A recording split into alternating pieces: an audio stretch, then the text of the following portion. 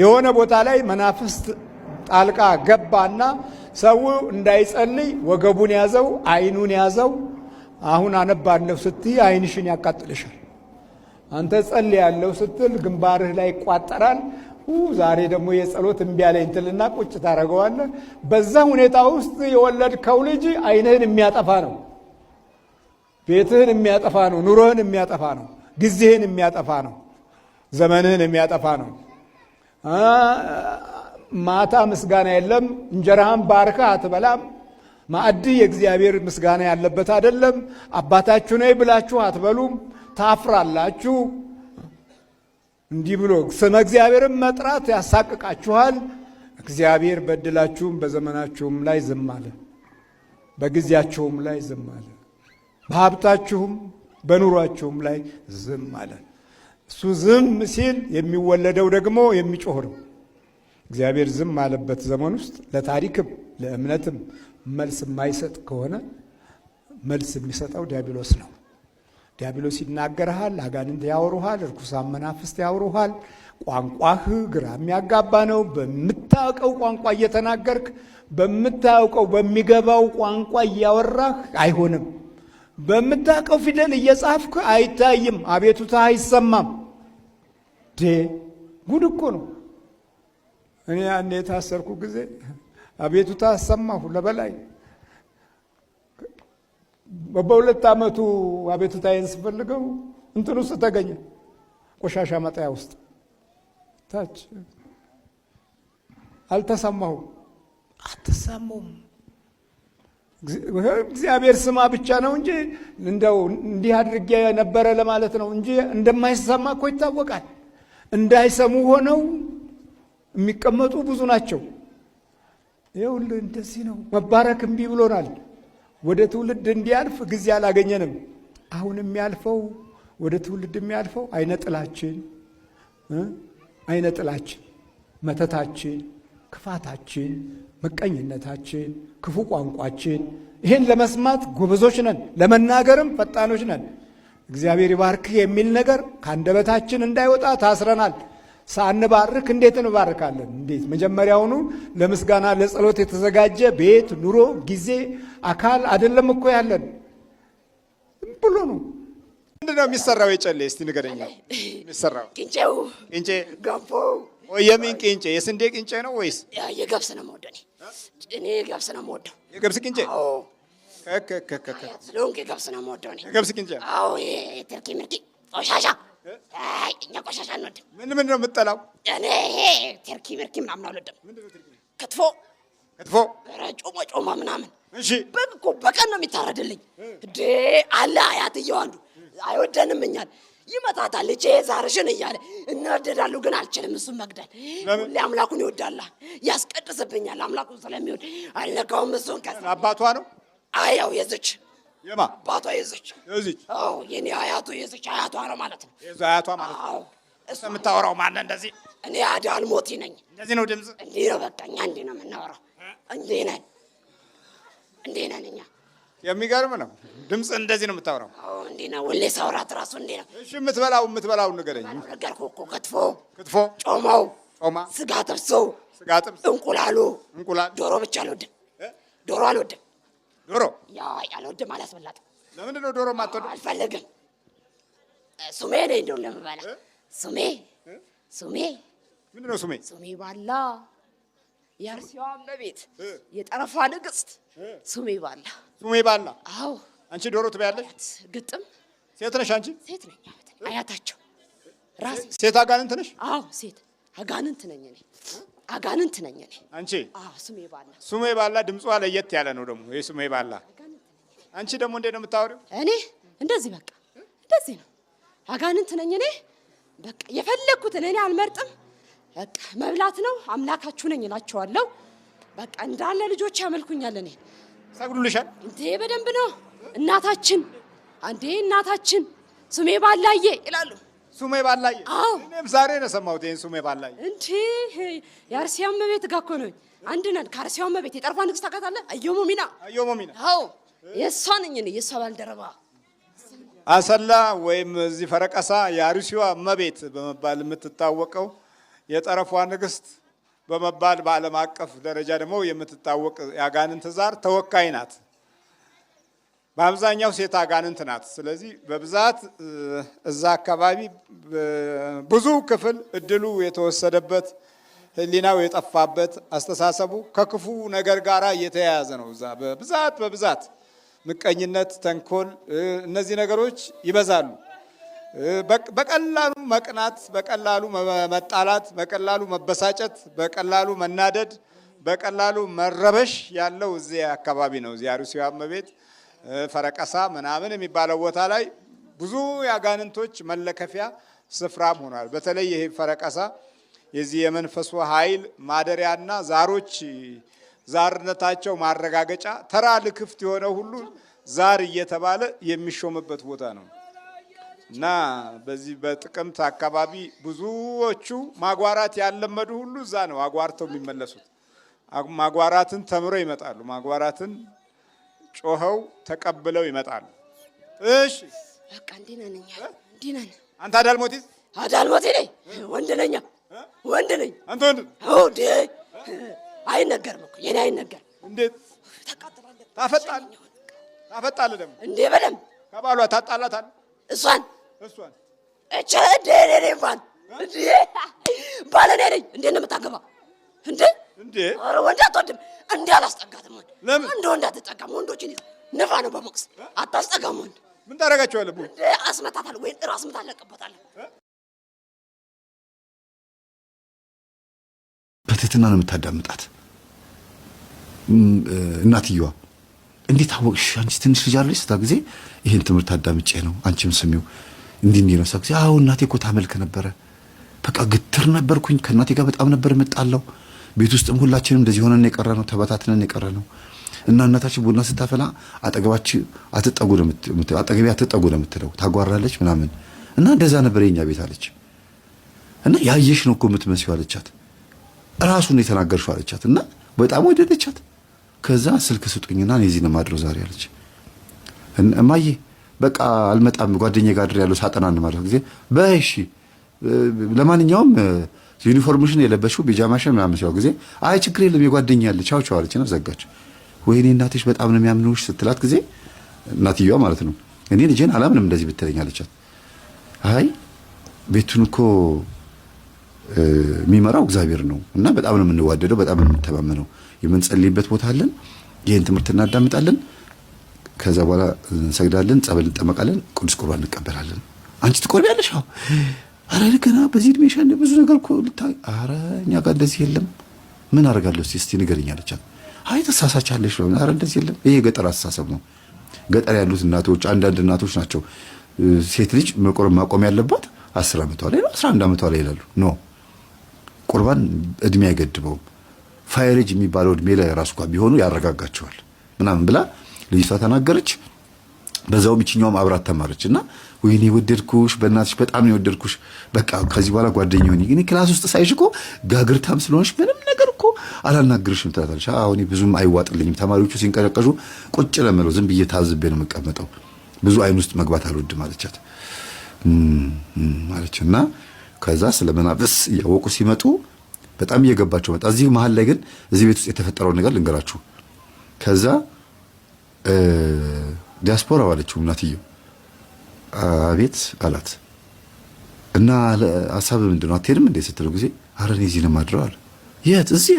ምን ስትሆን ምን ልታረግ እንዴት ወጭኛለሽ አይደል እንዴ? አሁንም እኮ ፍቅርሽ እኮ አልቀዘቀዘም። ምክንያቱም ለልጅሽ ስለኔ መልካም ነገር የነገርሻት የምታፈቅር ሴት ነች እንደዚህ የምትለው። እንደገናም ደግሞ በስሜ እንድትጠራን ያረግሻት። በቃ ስለዚህ ፕሊስ በቃ ሌላ ነገር ውስጥ አትግቢ። እኔ በጣም ልቤ ተሰብሯል። አሁን ደግሞ ልጅቷ የተናገረችው ነገር ልቤን ገዝቶታል። ዘማዊ የነወንኩት በምክንያት ውጭ ሀገር ሄጄ እንኳን አርፌ አልተቀመጥኩም። አሁን ግን ጸበል ትወስዱኛላችሁ፣ ጠመቃለሁ፣ ከዛ ትዳር ይኖረኛል። ከዛ ደግሞ ለሚጣም ደግሞ ልጅ ይኖራታል፣ ወንድም ይኖራታል ወይ እህት ይኖራታል ስል ጊዜ ገርሟት አየችውና እንባዋ መጣ፣ እንባዋ ወረደ። አንድ እናት አንድ አሮጊት የነገሯት ነገር አለ። እሱን አስታወሰች። ምንድን የነገሯት? ሁሉም ጊዜ አለው ይረፍዳል እንጂ ወደ ነበረበት ይመለሳል የሚሏት ነገር ነበር። ለምን? ያንቺ እንባ ማግኔት ነው። የደግ ሴትና የአፍቃሪ ሴት እንባ ማግኔት ነው፣ ይስባል። ለቅጣትም ይስባል፣ ለፍቅርም ይስባል። እኔ በባሌ አይቼዋለሁ እያሉ ይነግሯት ነበረ። ያርግልኝ እናቴ ምናምን ትላቸዋለች። ያኔ በፊት እሱ ትዝ ብሏት አለቀሰች። ይኸውልሽ አላት፣ ሁለቱ ተማሪዎች ፊት ማለት ነው፣ ልጁና ጓደኛዋ ፊት ከእግርሽ ጥፍር ጀምሮ እስከ ራስ ፀጉርሽ ድረስ ለኔ ሽቶ የምትሸችኝ ሰው ነው የምትሸችኝ። ምንም የምጸየፍሽ ነገር የለም። እኔ ከአንቺ ባስኩኝ ቆሻሻ ነኝ፣ ልክስክስ ነኝ እኔ። ምንም እንኳን እንደዚህ አይነት ቦታ ላይ ስትሰሪ ባገኝሽ፣ ምንም እንኳን አለባበስሽ እንደዚህ ቢሆን፣ ምንም እንኳን እንደዚህ አይነት ችግር ውስጥ ብትገቢ፣ ሲጋራ ብታጨሽ፣ ምን ብትይ፣ ሁሉ ነገር የሆነው በእኔ ምክንያት ነው። ስለዚህ እኔው ራሴ አስተካክለዋለሁ። ብቻ ጊዜ ስጭኝ አላት። እሺ መቼ ነው የምትሄደው አለችው። እኔ የሚሄደው ከአንድ ሳምንት በኋላ ነው። ከአንድ ሳምንት በኋላ እሄዳለሁ፣ ነገሩን አስተካክለዋለሁ። ከዛ ከአንድ ወር በኋላ እመለሳለሁ አለ። እንደዛ እያሉ እየተነጋገሩ ልጅቷ ልጁ ማለት ነው ወጥታ ሄዳ እንጀራ ገዝታ ምናምን ቲማቲም ላይፋቸውን ያው የታወቀ ነውና ገዝታም ከታትፋም ብላ እራት አዘጋጀች። እነሱ እያወሩ ማለት ነው። ከጓደኛዋ ጋር ያለችው። ከዛም እራቱ እየቀረበ ምግብ ከመብላታችን በፊት አንድ ነገር ልናገር አለች ልጅቷ፣ እቺ ጓደኛዋ ወይም የኛ ተማሪ እና እሺ ምንድነው አሏት። በስመ አብ ብለን ለመጀመሪያ ጊዜ ቆርሰን የምንበላው በዚህ መልኩ ከሆነ እኔም ጓደኛ አግኝቻለሁ፣ እሷም ጓደኛ አግኝታለች፣ እሷም አባት አግኝታለች፣ አንቺም ሁሉ ነገር ወደ ነበረበት ተስተካክሏል አይደል ካልናቃችሁኝ አለች። ዲያስፖራው አባትየው ግድ የለህም ብር ስጠኝና ነገ የሆነ ነገር ሰርፕራይዝ አድርጋለሁ፣ እባክህን አንድ ነገር አድርግልኝ አለችው። ተነግሮ ነው ሰርፕራይዝ ታዲያ? ወይ ሰርቀሽ እንኳን ከኪሴ ብትወስጂ ጥሩ ነበር አላት። አይ አሁን ኪሴ ውስጥ የኢትዮጵያ ብር አልያዝኩም፣ ካላችሁ እናንተ ስጧትና ሰርፕራይዝ ታርገን፣ ከዛ ላይ ይከፍላሉ፣ ጥፍ አድርጌ ይከፍላለሁ አለ። ስንት ነው የምትፈልጊው አለቻት እናትየዋ። አንድ 500 ብር አለች። ውይ ትንሽ ነው ችግር የለውም ብላ 1000 ብር ሰጠቻት። ከዛ ራታቸውን ደስ ምን አባሽ ልታረጊ ያሰብሽ ነው ይባባላሉ። ደስ ብሏቸው ራታቸውን በሉ። ከዛ እሱም ጥጉን ያዘ። የአሮጌ ሶፋ አለ፣ ሶፋ ላይ ተኛ። እናትየውና ልጅቷ እናትየውና ልጅቷ አልጋቸው ላይ ተኙ። ይችኛዋ ደግሞ ሶፋ ላይ ተኛች። ሌሊቱ አለፈ ማለት ነው። ሲነጋ ዩኒፎርማቸውን ለብሶ ተማሪዎቹ ወደ ትምህርት ቤት፣ ከዛ ሁለት ቁጭ ለማውራት። እሺ እንዴት ነሽ ሲላት ጊዜ ዲያስፖራው ደህና ነህ ትለዋለች። እግዚአብሔር ይመስገን። እና የወሰድክብኝ ነገር መለስክልኝ ማለት ነው ትለዋለች። ውስጧ ግን ሽክር ብሏል። በቃ ደስ አላላትም። ይሄ ደስ አላላትም ስላችሁ ምንድነው የሆነ ያዘነ ሰው አለ፣ በጣም ውስጧ የተጎዳች። ድጋሚ ያ ነገር ሲመጣ ሰርፕራይዝ የምትሆንበት ሁኔታ የለም። አንድ ጊዜ ተሰብሯል። በተሰነጠቀ ምናምን ላይ ውሃ ስትቀዱ እንደሚያፈሰው አይነት ነገር አስቡት። እና የምታወራበት መንገድ ያሳዝናል። በእርግጥ እሱ ሲናገር ሲገልጸው፣ እሷም ስትናገር ማለት ነው። እና ግን የምትሄደው ለምንድን ነው አለችው። የምሄደው ልሰራ ነው። ብር እዚህ አለ አለኝ፣ ግን ብሄድ ነው የሚሻለው አላት። ከዛ ቤት ተከራይተሽ ነው አላት። አዎ ተከራይቼ ነው። ስንት ነው የምትከፊው ለዚህ? 10 ሺህ ብር ነው የምከፍለው። ኮይን 10 ሺህ ብር የምትከፊው ገላሽን ሸጠሽ ነው አላት። አዎ አለችው። ልጅሽን ያስተማርሽው በዚህ ነው? አዎ። ከዚህ ሰዓት ጀምሮ ከዚህ ቤት እንዳትወጪ ይሄው እንካለና እናንተ $2000 ቆጥሮ ሰጣት። ለሷ በእርግጥ ሀብታም ቤተሰብ ስላደገች ብር ምንም አይደለም፣ ግን በዛ ሰዓት ያ ብር በጣም ያስፈልጋት ነበር። $2000 ቆጥሮ ሰጣት። በኢትዮጵያ ሲመነዘር አስቡት ስንት ሊሆን እንደሚችል በአሁኑ ሰዓት ማለት ነው። እና ይሄንን እንኪ ከአንድ ወር በኋላ እስከምመለስ ድረስ ስትፈልጊ አጥፍተሽው ጠብቂኝ፣ እስክትሻሻይ ድረስ እስክትለወጭ ድረስ፣ ወይም ደግሞ ይሄ ነገር እስኪለቅሽ ድረስ ጫትም ከፈለሽ ቃሚበት፣ ሲጋራ ማጭሽበት፣ ምንም አድርጊበት፣ ግን ከዚህ ቤት እንዳትወጪ። በቃ እዚህ ሁኚ። ስመጣ አገኝሻለሁ።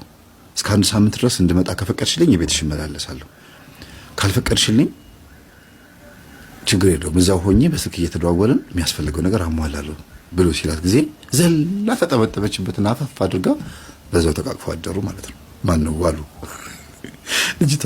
በቃ ማለት ብር ስለሰጣት አይደለም፣ የእውነት እግዚአብሔርን አለች ስትናገር፣ ብር ስለሰጠኝ አይደለም አለች። ልቡ እንደተሰበረ ያደረገውን ነገር ስሰማ፣ ኦዲዮን አሰምታታለች ልጅቷ። ኦዲዮን ስሰማ ያለውን ነገር ስሰማ ፈጽሞ እንደተቀየረና እንደተለወጠ ጸጉሩ ራሱ ድሬዱን ሲናገር ነበረ። ድሬዱን ይኸው ምናምን ብሎ በምግብ እየበሉ በሞባይል አሳይቷቸዋል። ይኸውላችሁ እንደዚህ ነበረ። ልክ ልጄ እንዳገኘኋት ጸጉሬን ተቆረጥኩኝ። ባለሱቁን ጠይቁት። መጀመሪያ ሲያገኘኝ ጸጉር ነበረኝ። በማግስቱ ስመጣ ጸጉር የለም። ትምህርት ቤትሽ በር ፊት ለፊት ያለውን ባለሱቅ ጠይቂው አላት። እና ይህን ሁሉ ነገር ስታይ እንትን አላት።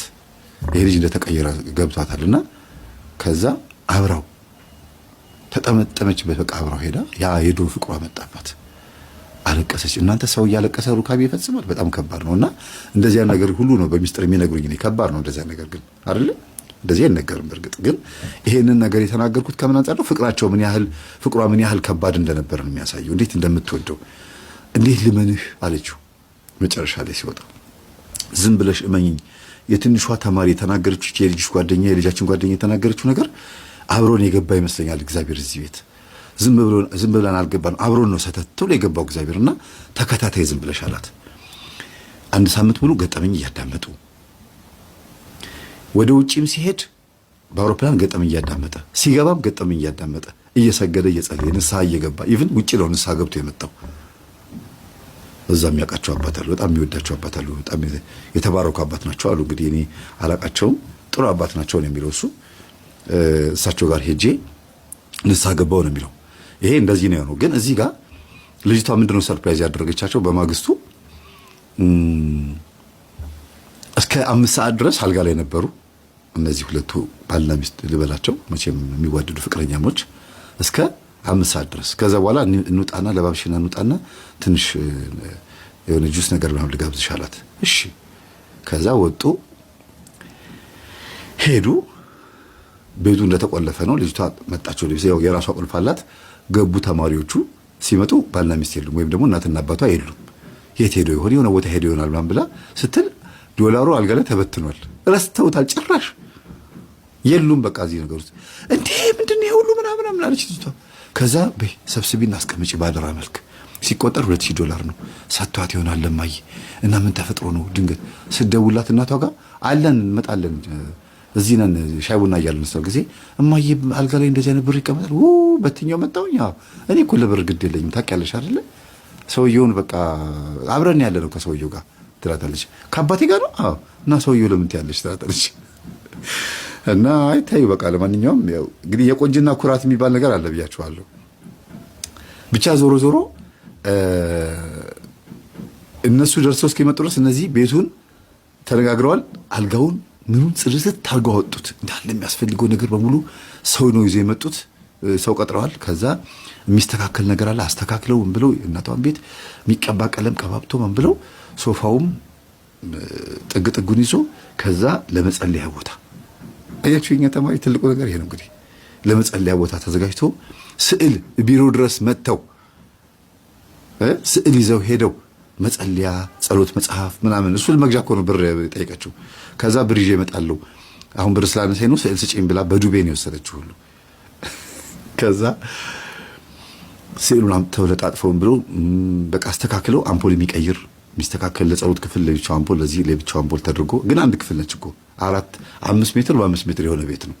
በፓርቲሽን ከፋፍለው ብለው ማታ ነው የመጡት እናትና አባት። ልጅቷ እቤቷ ማልሄደችም እኮ በዛ ቀን ራሱ አንቺ አትመጭም እንዴ ምናምን ብለው እንዳይሏት እናት የት ብሎ ይፈልጓት። ስልክ የለ ተማሪ ናት።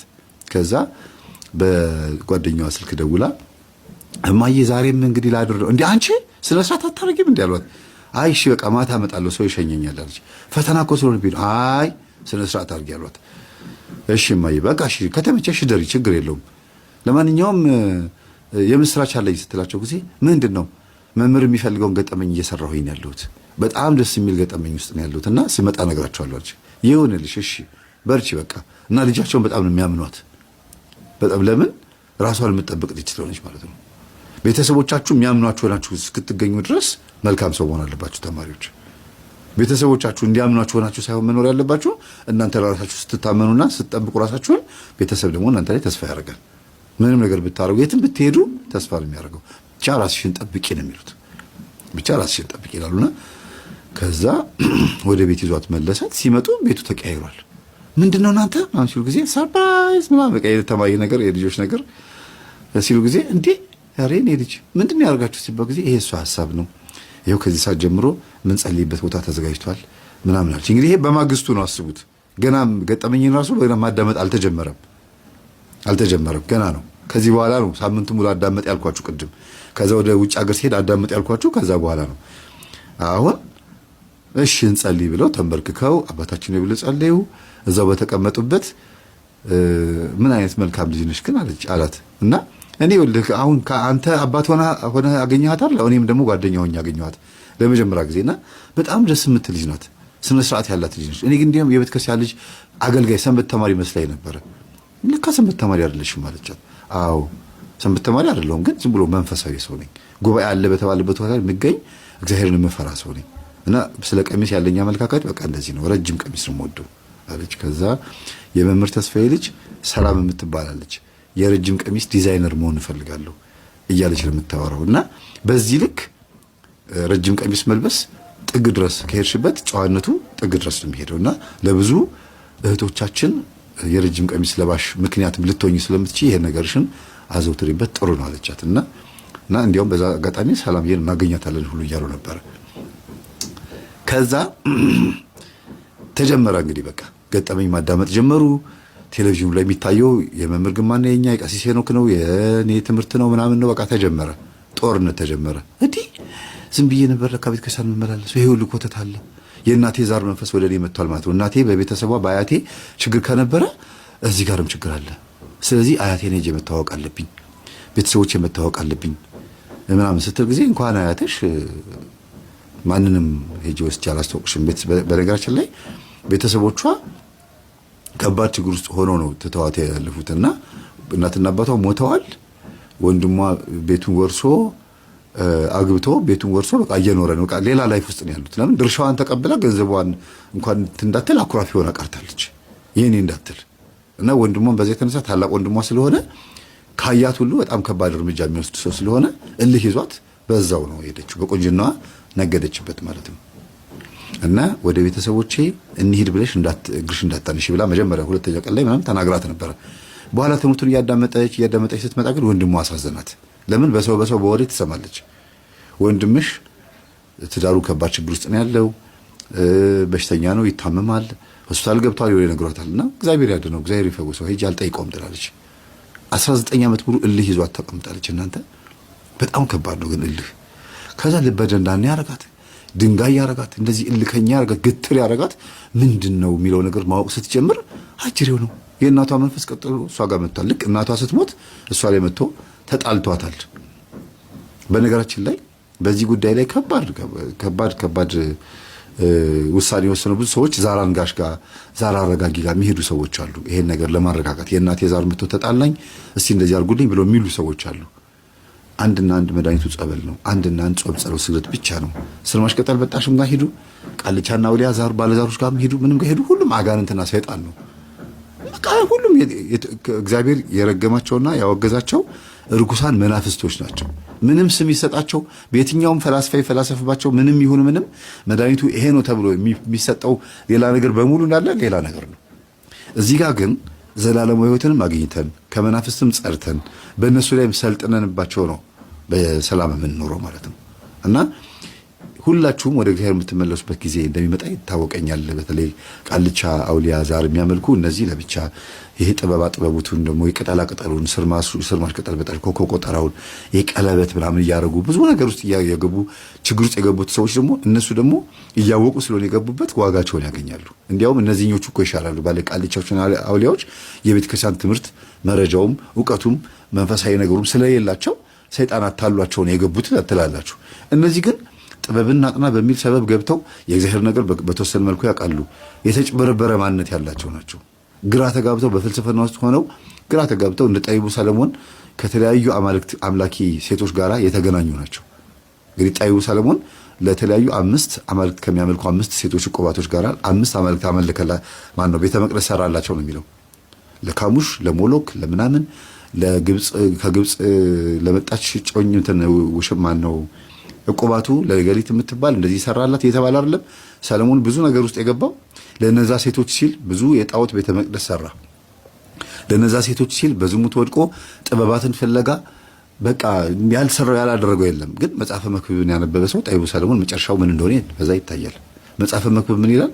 ከንቱ ከንቱ ከንቱ ሁሉ ነገር ከንቱ ነው፣ ለሁሉም ጊዜ አለው፣ በጊዜ ለኩሉ ብሎ አለፈ፣ ጨረሰ፣ በንስሐ ጨረሰው ማለት ነው። ስለዚህ ጥበብ የሚባለው ክርስቶስ ነው። ከቅዱስ ቁርባን ውጪ ሌላ ጥበብ የለም። ከንስሐና ከጾም ጸሎት ውጪ ሌላ ምንም የምታመጡት የለም። ምድራዊ የሆኑ መፍትሄ ብላችሁ የምታስቧቸው ነገሮች በሙሉ ዞሮ መጥተው እኛን የሚጎዱ ነው የሚሆኑት እና በዚህ ልክ የእናቷን እና የልጅቷን አያት ማለት ነው የእናቷን ጉዳይ በደንብ አወቀች። መስገድ መጸለይ ጀመረች። ጸበል መሄድ ጀመረች። ዶላሩን አለ። አሁንማ ግራ ገብቶናል። በስተናል። ክፋት በስቷል፣ ተንኮል በስቷል፣ ዘረኝነት በስቷል፣ ምቀኝነት በስቷል፣ ግፍ በስቷል። ሰው መሆናችን መከራ ነው ራሱ። ሰው መሆናችን ሰው እንዳንሆን የሚታገለን ገና በታሪክ ውስጥ ያቆዩልንን ነገር ስናስተውል ብዙ ጎሎናል። የውስጥ ሕይወት እንዲጎለን ተደርጎ ተወልደናል። የምንወለድበት ቦታና ሕይወት፣ ኑሮ፣ ጊዜና ሰዓት፣ ማህፀን ጭምር መባረክ እንዲኖርበት እገዛ ያደረጉልን ወገኖች አተን ተወልደናል። ማርያም ብለው የተወለዱት ልጆች በረከትን ሰጥተው ሲያልፉ በየሆስፒታሉ የተወለዱት ልጆች እምቢ ግራ የገባው ነው። የተወለድኩ በሉና አስፈልጉ። ከተወለዳችሁበት ቦታ የተከተላችሁ ነገር አለ። ከተማራችሁበት ቦታ የተከተላችሁ ነገር አለ። ከቤተሰባችሁ ያለው መንፈስ የተከተላችሁ ነገር አለ። ፈልጉ። ገና አልፈለግንም።